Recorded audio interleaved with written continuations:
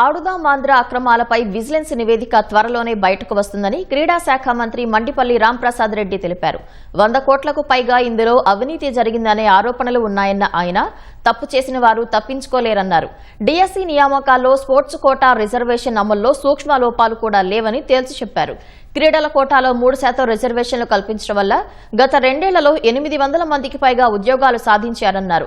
Khelo India పథకం నిధులతో రాష్ట్రంలో మైదానాలను అభివృద్ధి చేస్తున్నట్లు తెలిపారు. ఖేలో ఇండియా పథకం ద్వారా 75 కోట్ల రూపాయలు మంజూరు చేయడం జరిగింది. దానిలో ముఖ్యంగా ఈ రాష్ట్రంలో 19 కోట్ల ఖర్చుతో విజయవాడ ఇందిరాగాంధీ మున్సిపల్ స్టేడియంలో టెన్నిస్ కోర్టులు మరియు బాస్కెట్ బాల్ కోర్టును ఫ్లడ్ లైట్లతో ఏర్పాటు చేసింది ఈ ప్రభుత్వం. అలాగే కుప్పంలో 14 కోట్ల రూపాయల వ్యయంతో మల్టీపర్పస్ ఇండోర్ బ్లాక్ ను కూడా ఏర్పాటు చేయడం జరిగింది. శ్రీకాకుళం పట్టణంలో 14 కోట్ల వ్యయంతో ఇండోర్ స్పోర్ట్స్ హాల్ ను కూడా నిర్మాణం చేపట్టడం జరిగింది.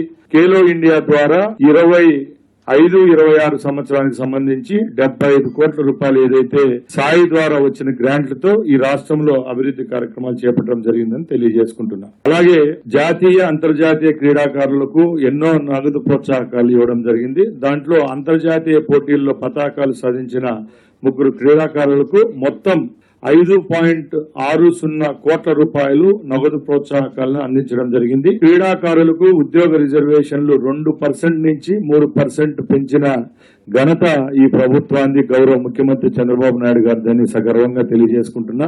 డిఎస్సీలో నిజంగా తప్పు జరిగింటే ఆ రోజే చేసి ఉండాలి. ఇప్పుడు 8-9 నెలలు అయిన తర్వాత ఆ క్వశ్చన్ రైజ్ కాకూడదు. త్వరలోనే ఆడుదాం ఆంధ్ర అది బయటకు రాబోతుంది కాబట్టి ఏమైనా ఊహించుకొని ఈరోజు దీన్ని మాదాన్ని మళ్ళీ మా ముందర పెట్టడం తప్పగా ఎక్కడ నిజంగా ఎవరైతే క్రీడాకారులు ఉన్నారో వాళ్ళు దీంట్లో ఎగ్జామ్ ఎవరైతే డిఎస్సీలో పార్టిసిపేట్ చేశారో వాళ్ళందరికీ న్యాయం అయితే జరిగింది.